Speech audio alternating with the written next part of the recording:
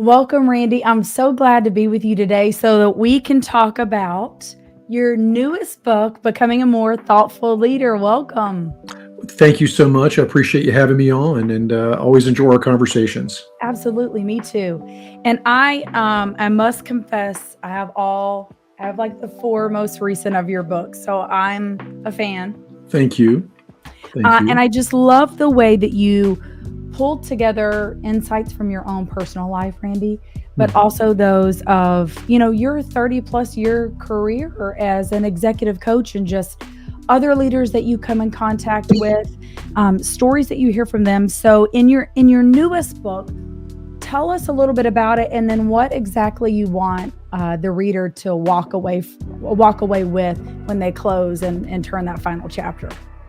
Well, again, thanks for the time today, just to talk about it. This was a really fun book to write, and my style. If anybody follows my stuff, reads my blogs, or reads the books, knows I'm pretty reflective. I'm not focused on the next big thing. I'm trying to figure out what should I have learned about what I did yesterday. Over the last year and a half, what have I learned from these amazing conversations that I'm privileged to have with senior executives and their teams every day? I mean, that's what I do for a living. I'm a coach and a consultant. So I'm in the world of business every day having really great conversations. So I get to bring those lessons, into my work. I also get to bring my personal experiences, things that I'm thinking about, things that I'm doing in my own life. So this book, Becoming a Thoughtful Leader, is very much a reflection of that style. And I think the thing that sets this book apart is in the introduction to the book, I issued two challenges to the reader, and they're very clear challenges. There are 20 chapters in the book, all very distinct topics. And I want the reader to read each chapter, look in the mirror, and I challenge you. Challenge number one is to work on that particular topic and grow yourself in that area. How can I get better at this topic that Randy has just laid out for me? And the topics cover anything from patience to disconnectedness in the workplace to accountability to oh my gosh, there's so many different things we talk about. It's pretty rich with new topics. So that's the first challenge. How can I grow as a leader? But second, and most importantly, the number two challenge is how do I then teach those around me? How do I help them grow? How do I be thoughtful about my growth, but also about the growth of the people in my world, on my team, at work, at home? So I want you to read the book. I want you to grow as a leader and be thoughtful about that. But I also want you to be thoughtful about how do I develop those around me? And that's it, very simply. Yeah, and you alluded to it, Randy, but it's you do have all new topics, but it I feel like it builds on your 2021 very popular book of Essential Wisdom for Leaders of Every Generation. Mhm. So it feels like this is a nice add on to that. Was that intentional when you were writing this newest book? I am. It's so funny. I am the most unintentional writer I know. So I'd love to tell you that there's a series in mind. A theme was here, but it was almost by accident. 2021's Essential Wisdom was about 23 or 24 chapters on leadership topics that I've got great passion for. So we talked about relationships and candor and clarity and the moral compass, all those things that I teach on, coach on, and really believe in. And that book was also where I think I introduced my style. I'm sure I'm not the only one who does it, of kind of the 5 minute chapter. This is why it's important. These are 5 or 6 best practices that you can employ to make this work for you, and then go forth and do it. So I kind of developed my own style many years ago of the topic, why you should care about it, and some actionable best practices. The new book, Becoming a More Thoughtful Leader, is very similar. All new topics, but it's I want you to read it. I want you to know why it's important. I share why this should matter to you. But then I give you those actionable best practices, that call to action on how you can go and put it to work immediately. So I think that's the way that it is very similar to essential wisdom. So if you enjoyed essential wisdom, I'm certain that you'll enjoy becoming a more thoughtful leader. Absolutely. And I showed you my stack of recent books, and of course, we're connected on LinkedIn. So I'm always fascinated by this process because you're constantly putting out resources, Randy, of books. And I believe Becoming a More Thoughtful Leader is your 11th book. 11th book, yes. Yeah. Okay. And you're always putting out, helpful articles and resources on LinkedIn. So what is your secret when you are sitting down to write and just putting out helpful information for other leaders along the way that you just want to share this knowledge of? Either this is what you've experienced or what you've heard someone else experience and your key takeaways from it. So I love that question, actually. And I'm going to give you an answer that may be a little surprising. First of all, I've got to state my priorities. Mm, I'm a husband, a father. I own a pretty busy executive coaching company, and I co own the Leadership Foundry with Brandon Smith. So I am busy, and I also volunteer in the community. And then after all of that, I'm also an author and a writer. So I've got a busy life. I'd love to tell you that I go off to my mountaintop cabin and write books all the time. I don't. I have to write when I've got time. So I'm very disciplined about writing, but I've got to mm, fit it in when I can. So the process for me is very simple. You're going to laugh because we've talked about this before. I'm very fond of walking. I walk 4 or 5 miles a day if the weather permits. And it's on those walks. I'm not listening to podcasts. I'm not listening to music. I'm praying and reflecting and thinking. And from those walks, I usually get a lot of ideas that turn into blog posts. I journal a lot. I always carry a journal with me wherever I go. When I've got a few minutes, I may jot down thoughts. And then typically Saturday and Sunday mornings between 5:30 a.m. and 8 o'clock, I typically find that the house is very quiet. I don't have any, of my real business work to do those days. So I typically gather the thoughts of the week, whatever really was interesting to me, and it turns into the blog post. It may be a book chapter. A lot of my blogs turn into book chapters, but that's really the process. I'm always evaluating, thinking, I'm always reflecting. And then whenever I've got thoughts that I think my audience, my network would find valuable, I am more than happy, in fact, delighted to put it out there for people to consume. I think the other thing that may make some people uncomfortable, and this is just my choice. I'm not, I don't put things out there with a profit motive. I want to share what I've learned. I want to give you insight into things I'm thinking. You got to buy the book, I guess, but the blog posts are free. All the stuff that I put out there on LinkedIn is for you to consume, use, share, do with it what you will. But it's stuff that I care about. It's stuff that I believe in, and I think it's stuff that will add value to your life. So I hope there's an answer in there, but I think the secret sauce is I'm always thinking, I'm always reflecting, and I'm always trying to capture those thoughts and share them in a way that would be helpful to the audience. absolutely. Well, you've already alluded to one of my favorite chapters, but I'm going to hold on that for one moment because Okay. before we dive into my thoughts about the book, I also love seeing how other people Hmm. interpret what they read and what they find from what they read. And so I came across this 5-star review on the book on Amazon. So if I may, I'm just going to read this one Oh, sure, sure. straight out and I'll share some thoughts about it. This particular reader said that leadership is not merely about overseeing tasks or achieving material outcomes, but about the profound impact we have on others. Randy Hain challenges readers to be introspective and invest in their personal growth, as well as the development of those around them. This philosophy is beautifully encapsulated in the book's use of think, do framework, as opposed to the dreaded kind of ready, aim, aim, right? There's Sure. missing some action there. It urges leaders to balance reflection with actionable steps in their leadership journey. And what was interesting is I had just got through describing this book to someone else in the format of it's counteractive to the just I just got to get through the day. I feel like Mm, we're in this. I just got to get through the day, and a lot of times it does really feel like we're ready, aim and we come to the end of the day and there was really no true action that had happened. And so mhm. you start that next day in the same place, right? Because now we've been distracted, we've had hours in between whatever we were working on, we go home, we have things at home we have to take care of. And so we start the next day in the same place that we ended the last, of just, okay, we've got a plan, but we didn't actually take a step forward on that plan. Yeah, yeah.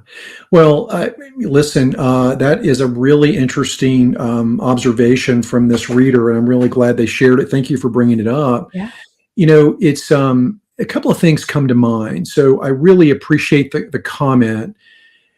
I read a lot of books, and so do you. We always are, trying to stay up on the latest leadership topics, and Yeah. I'm a sponge for learning. Mhm. But I find that a lot of the books I read spend chapter after chapter trying to set up the main point.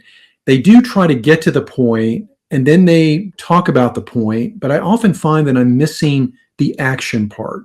What do I do with this? So I appreciate that you have stirred my intellect. I appreciate that you've got me thinking differently, but I want to do something with this.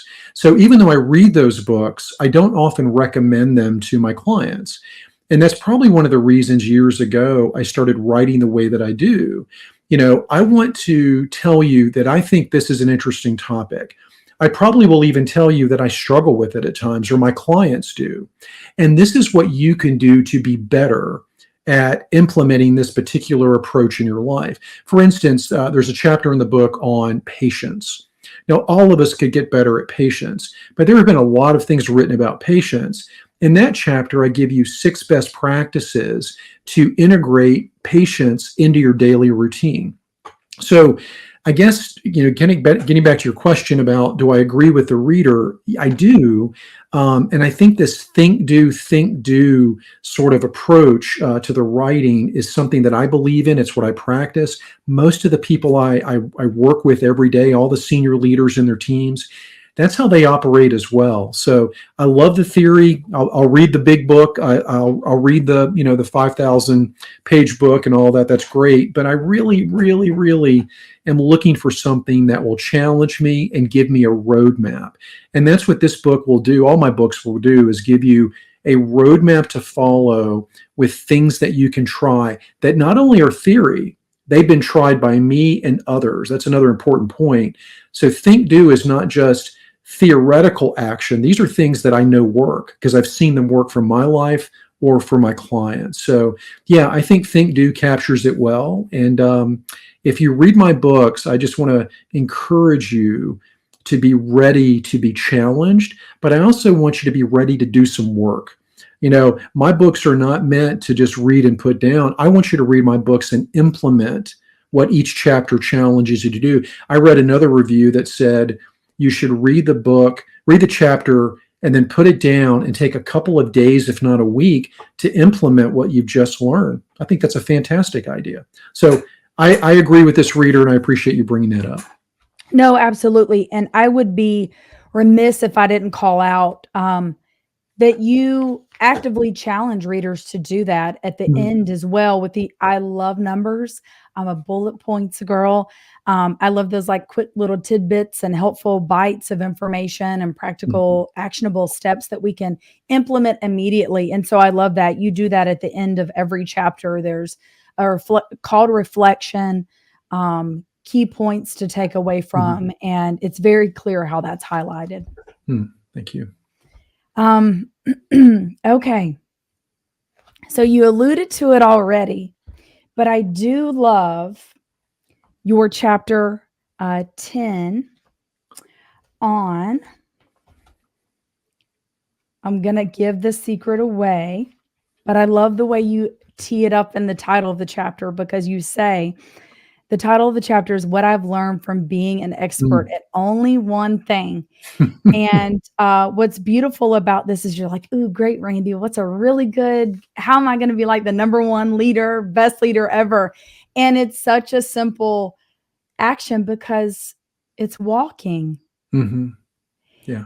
And I think it's one of those things that you don't know how valuable it is Mhm. until you actually put it into practice in your life because the value of walking allows for time, right? It allows you time to just kind of step away from the problem, step away from maybe even a little bit of burnout that we're facing because we've been stuck behind a screen all day long. Mhm. And maybe we're stuck on creativity or facing a problem when simply just stepping away can actually help to kind of solve the problem on its own. So I would love for you to share about the Sure. benefit and the value of walking as a leader. Well, yeah, that's one of my favorite chapters too. And it's interesting that that chapter, like so many others, came as a result of a conversation with, in this case, it was one of my mentees. He asked me, just a great question one day. He said, what do you think that you're an expert in? Where's your expertise, is how he put it. And it really got me thinking. He sent me an email, so I didn't have to respond right away. But I thought about Malcolm Gladwell's challenge all those years ago. I can't remember the book, but he challenged us to think that anything that we have 10 hours of applied time and practice in, that we are an expert at that thing. And I really did a sort of a checklist. I said, well, I've been a husband for almost 30 years, a father for 27 years. I've been a businessman for over 30 years. I'm not sure I'm an expert at any of those things. But, with humility, I said, I think the one thing that I've developed expertise in, to your point, is walking. And that may sound kind of funny. And oh, yeah, where's he going with this? The reason I identify walking is it's because of the fruit that I get out of walking. I have learned how to make the most of that valuable exercise and thinking time. So I think about my family. I think about, my marriage. I think about how to serve my clients better. I think about how to be a better person. I think about a lot of things when I'm walking. I use it for prayer time, reflection. And the fruit that I have gotten over the years from that blows my mind. In fact, you were very kind to hold up four of my books. Every single one of those books come from long walks, every one. So I can look at my walking time and show you tangible fruit that I've gotten from that. So I make the point that that's the one thing that I will claim I'm an expert in. But I also turn it around in the chapter and ask you to think about, where do you have 10,000 hours of applied practice? Where have you invested? And if you haven't, where can you start investing time so you can develop a meaningful expertise? And what you come up with may surprise you. It may not be on the list of usual suspects. So for me, the only thing I'll ever claim that I'm pretty good at is walking, and there are probably people that are better at it than me. I love that. Another chapter that stood out to me was the chapter right after walking, which is on opportunity. Hmm. And if I may just read a little bit from the chapter, it's really about changing this mindset shift of entitlement.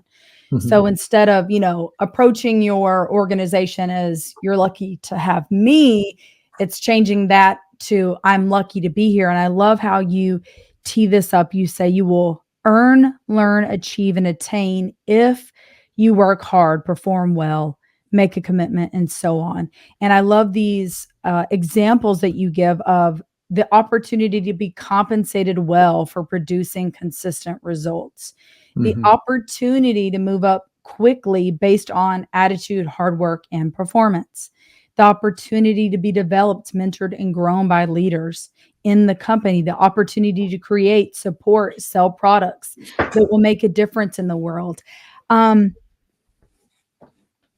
I feel like to me, this speaks to it's easy to stand out when no one else is. Mhm. And I feel like, I've heard your conversations on multiple generations in the workplace, which is one thing, that I also love about becoming a more thoughtful leader is it's for any leader at any stage and any age. Hmm. Hmm. And I feel like viewing the world as an opportunity and full of them is a timeless practice. And into today's world, where we're asked to do more with less, Hmm. viewing things as the opportunity to make yourself better, to make those around you better, the company better. That just helps you to stand out. And when you approach your work with that mindset, I feel like that would just catapult you so much further and more quickly than the standpoint of, well, you're lucky to have me. So, what Yeah. are your thoughts on that, Randy? Yeah, I think the word opportunity in itself is a very hopeful word. It's a very Mm, positive word. yes, Opportunity just it opens the aperture, it doesn't close it. Opportunity, wow, anything goes. We could do anything with it. yes. And I think about my career, and I probably wrote this chapter through the lens of my career, and then certainly through the lens of the clients I work with. But I remember my first job out of college. I was brought into the leadership development program of a national retailer. And all I was promised was if you work hard, you'll grow quickly. If you work hard and learn the business, you'll have opportunity. Nothing more than that. And I threw myself into it with gusto and I worked my butt off.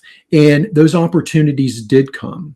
And then from there, when I was there, I learned a lot about talent and people. And I was able to segue my career to a multi-billion dollar restaurant company, eventually to become their head of people. And I was promised on my first interview, this will be the hardest job you've ever had. There will be a lot of travel, there'll be a lot of difficulties, but if you stick it out, you'll have great opportunity here. And I made the most of it. And after 4 years, and the travel was a little bit much, but I did it as long as I could. I made a segue to become the managing partner of a national executive search firm. And again, the opportunity was uncapped income potential. You get to work with amazing people. So everywhere I've gone for the opportunity. And all I was given was basically, if you come in and do your best, this business will reward you. And I think we're missing that in a lot of business today. I think we're so focused on how do we dangle carrots to attract the right people. Now, in this economy, it doesn't feel like that, but eventually it will turn as it always does. But instead of trying to entice people, to come with, carrots, why don't we also think about, hey, we will give you a shot. We will give you an opportunity. We'll invest in you if you come and give your best. I love that idea. And I love the kinds of people that an opportunity based role attracts because those are the people that will work hard. They will do their best. They will give it their all. And all they expect in return, rightly so, is to be invested in and rewarded if they deliver. And I think that's what we've got to get back to. And I say this to all generations. This is not just Gen Z coming into the workforce. I think every generation can benefit from getting back to more of a opportunity mindset. So yeah, I love that chapter. It was somewhat biographical for me, but every time I talk about that topic with my clients, senior or junior, it resonates because I think they recognize we've over-indexed on programs and perks, and we need to get back to we're going to give you a shot. Now, employers have to do their part. They have to provide that opportunity if someone works hard. So there's a partnership here. But opportunity is, I think, the key to better engagement, better quality employees, better performance, better numbers. So I love that topic and I'm glad you brought it up. Absolutely. So I promised to share my overall key takeaway from the book and the themes on each page. And I will say the challenge that you bring to leaders is the same challenge I feel like they're going to be met with in making this work for them, which is the argument of time. Mhm. It's right. It's countercultural what we're asking readers to do. But if you want to be different, if you want to be a different kind of leader, Mhm. you're going to have to do something that's different from everyone else. Mhm. And so, what I feel like, you're asking leaders to do is just to slow down, right? We alluded to patience There's some additional chapters on how to stand out, which is writing thank you notes, Hmm. handwritten thank you notes. Again, that takes time, right? Asking the right questions also takes time. It's not Hmm. just a, how's your day? Great. Okay, fine. And then moving on throughout your day. So each of these elements is going to take time, but that really, I feel like that really is the key to becoming a more thoughtful and reflective and thus overall better leader. And it just seems like in today's world, when our calendars just seem to fill up so very quickly, you're gonna you're gonna have to kind of push back against that in order to really make this work. So I'd love to hear your thoughts on that, Randy. Yeah, listen, it's a great point. Everything takes time. Yeah. I have a blog post coming out soon, tentatively titled "Time Always Wins," and Mm, I can't wait to get that out there. But very specifically, what if I challenged you and the listeners of this podcast to reframe your thinking a little bit? Instead of looking at what this book asks you to do, or what you've heard today in our conversation, and look at it as, oh my gosh, I've got to add more time to an already busy day. What if you reframe your thinking and start saying, I want to actually become a more thoughtful leader. I want to be better. I want to be a better leader, a more thoughtful leader. And in order for that to occur, that outcome to occur, I've got to make an investment.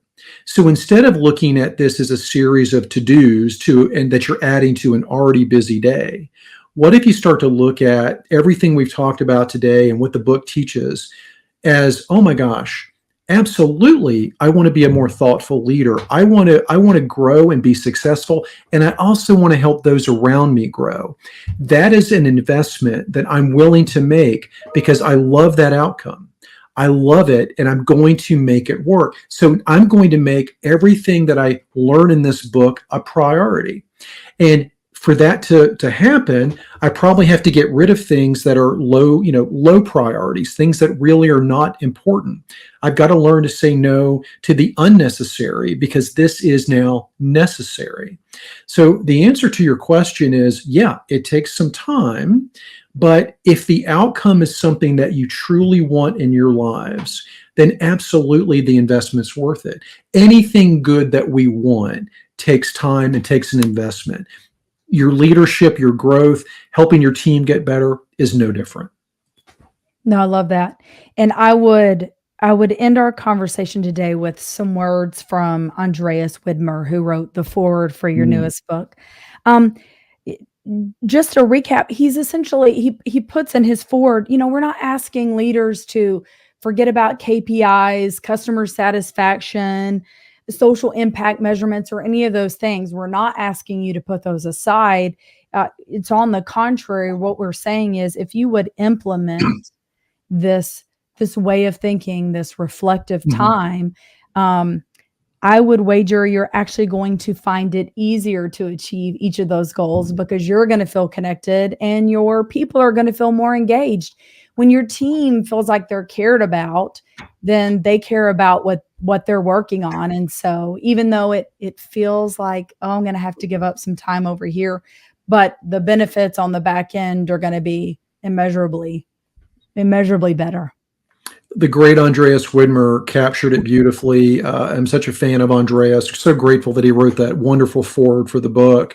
What he's really getting at is something that I talked about in a recent blog post. I wrote about coaching leaders are the key to driving better engagement. Now, I don't mean coaching a leader. I mean leaders who coach. And I give 5 best practices in that post. It's on LinkedIn, that will help you drive better engagement. And everything that we've been talking about, especially the last 10 minutes, is probably something you might find in that post. But I make a point at the end of the post that reading the new book, Becoming a More Thoughtful Leader, is a wonderful way for you in the audience right now to become a better coaching leader, not just a better leader, but a better coaching leader. You will be equipped when you read this book with all kinds of new tools to help you invest in yourself and the people around you. So, yeah, I think that if we reframe our thinking if we get our heads around this idea that the outcome is worth it. But that also, if we will slow down and think about, I'm not here to check boxes all day long. I want to be better at my craft. I want to be better at what I do. I've got to drive good numbers, but I've got to get there maybe in a way that is a little different. I'm going to work on myself. I'm going to develop the people around me. And if I do that, to Andreas's point, I'm going to have better numbers. My KPIs will look fantastic. So it may feel counterintuitive, but really at the end of the day, we should always put the oxygen mask on our own face first when the airplane's going down. Development is the same thing. Develop yourself, develop those around you, and the result will be better numbers for your business. That's my take. Absolutely. Well, becoming a more thoughtful leader, practical insights to spark meaningful growth is available now. Randy, can you tell us where can we get the book? It's on Amazon. You can get it as an ebook. You can get it as a paperback. And I hope you enjoy it. And reach out to me on LinkedIn. Yeah, I'd love to get your feedback. So hope you enjoyed our conversation today, and I hope you enjoy the book. Thank you, Whitney, for having me.